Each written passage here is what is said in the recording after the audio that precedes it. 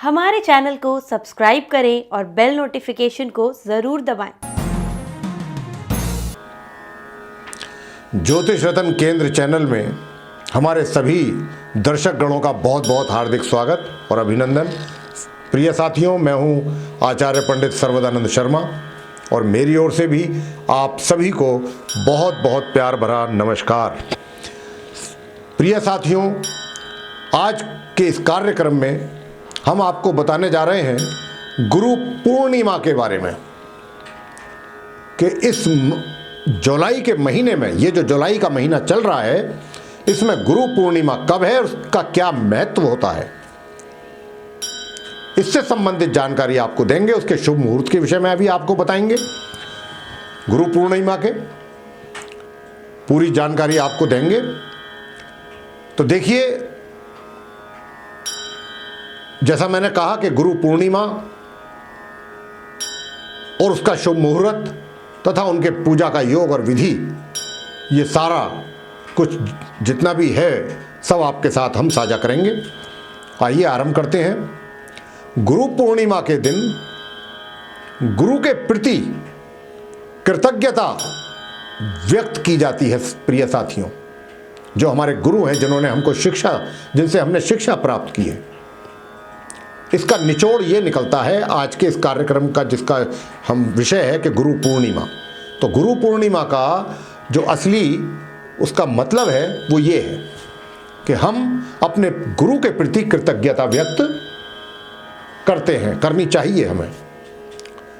विशेषकर इस दिन, ये गुरुओं का दिन है, तो इस दिन को पुराणों और महाकाव्यों में स्थान प्राप्त है, विशेष स्थान प्राप्त है। आदि गुरु वेद व्यास जी, आदि गुरु वेद व्यास जी की जयंती भी इसी दिन होती है, उनका जन्मदिन है। और इसीलिए आषाढ़ माह की पूर्णिमा तिथि का शास्त्रों में बहुत ही महत्व मिला है। हिंदू पंचांग के हमारा हिंदू पंचांग है, उसके अनुसार आषाढ़ मास की पूर्णिमा को गुरु पूर्णिमा कहा जाता है। इस दिन गुरु की पूजा की जाती है। इस वर्ष 24 जुलाई दिन शनिवार को जिसको हम बोलते हैं आषाढ़ी पूर्णिमा भी कहते हैं इसको, तो आषाढ़ का महीना है, हिंदी का महीना, उसकी पूर्णिमा, इसलिए इसको आषाढ़ी पूर्णिमा का नाम भी दिया गया है। और इसी दिन अंधकार से प्रकाश की ओर ले जाने वाले गुरुओं को सम्मान के साथ पूजा उनकी की जाती है, क्योंकि जब तक हमें ज्ञान नहीं है हम अंधकार में हैं। और ये ज्ञान हमें किसके द्वारा प्राप्त होता है? हमारे गुरुओं के द्वारा। और गुरु कौन है? गुरु वही है जिससे हमको ज्ञान प्राप्त होता है, जिससे हमको कुछ सीखने को मिलता है, वही हमारा गुरु है। तो इसी दिन मैंने जैसा कहा कि अंधकार से प्रकाश की ओर ले जाने वाला जो भी व्यक्ति है वो आपका गुरु है, जिसने आपको अंधकार से निकाल के, गुरु का मतलब भी यही है, गु माने अंधकार और रू माने प्रकाश, अंधकार से प्रकाश की ओर। तो ऐसे गुरुओं को सम्मान के साथ पूजा जाना चाहिए और उनकी पूजा इस दिन की जाती है। शुभ मुहूर्त क्या है? इस वर्ष गुरु पूर्णिमा के दिन सूर्य कर्क राशि में रहेंगे, उत्तराषाढ़ा नक्षत्र होगा और विषकुंभ योग होगा।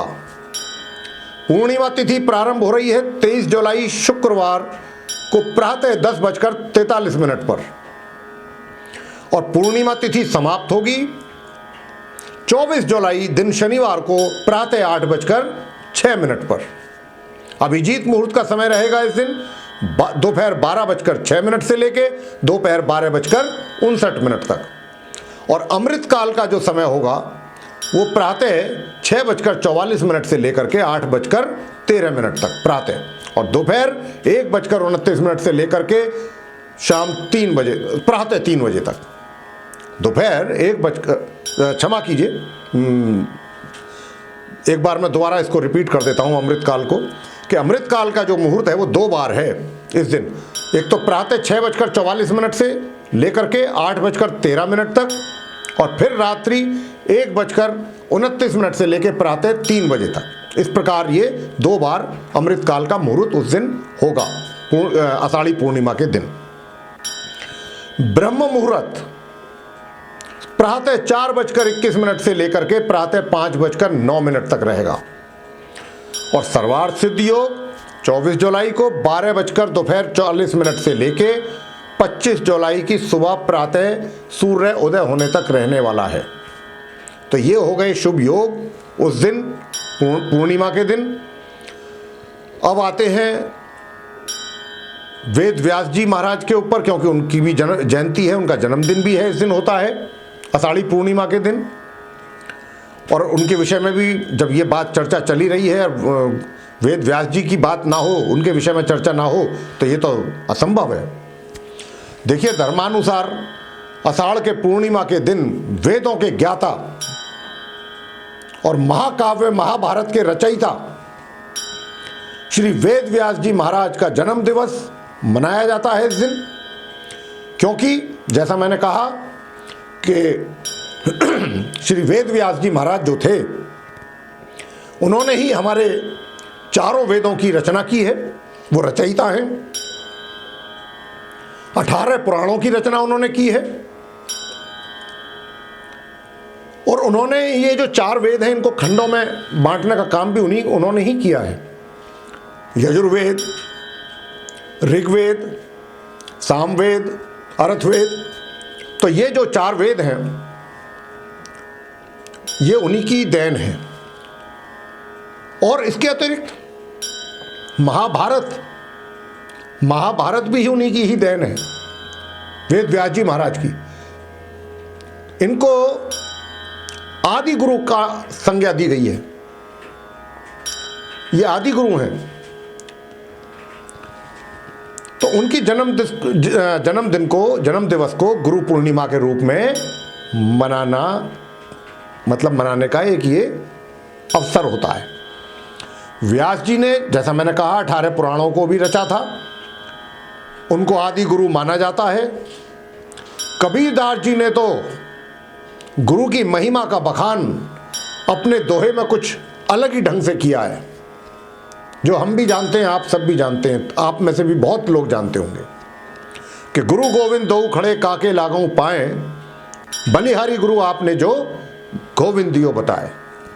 यानी कि कबीरदास जी ने तो गुरु की जो महिमा है उसको भगवान से भी ऊपर माना है।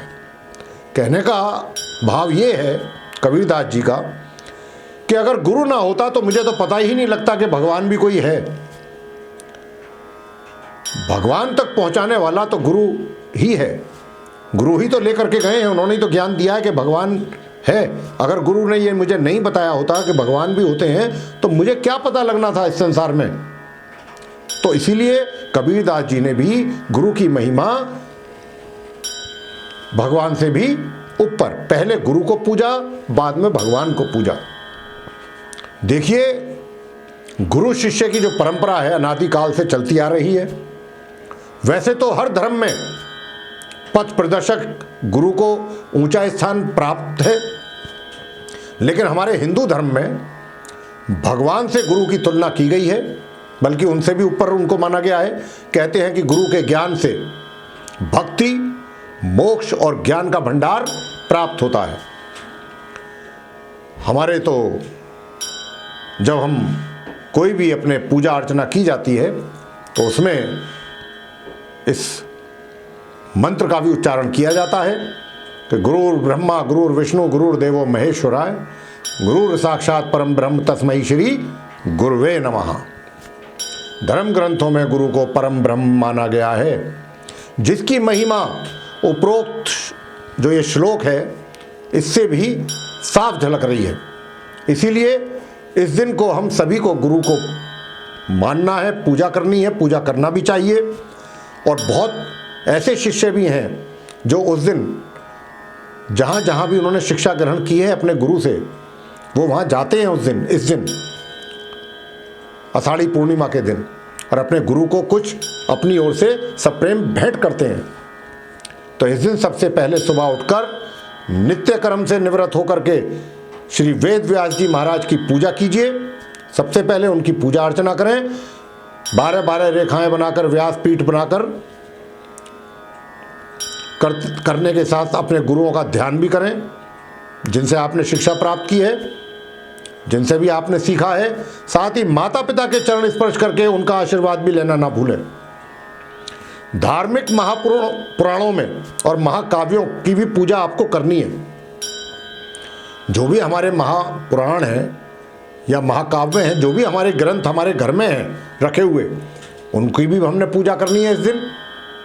और इस दिन दान भी अवश्य करना है। जैसा मैंने कहा भी अभी कि कुछ शिष्य तो जिन गुरुओं से उन्होंने बहुत ज्ञान प्राप्त किया है, वहाँ जाकर के इस दिन पूर्णिमा के दिन वो कुछ स्पेशल उनको गिफ्ट भी देते हैं श्रद्धा के साथ। तो ऐसा कुछ दान आप भी कर सकते हैं। एवं गंगा जल स्नान वाले जल में मिलाकर आपको स्नान करना चाहिए। थोड़ा गंगा जल मिला लेना चाहिए अपने स्नान करने वाले जल में।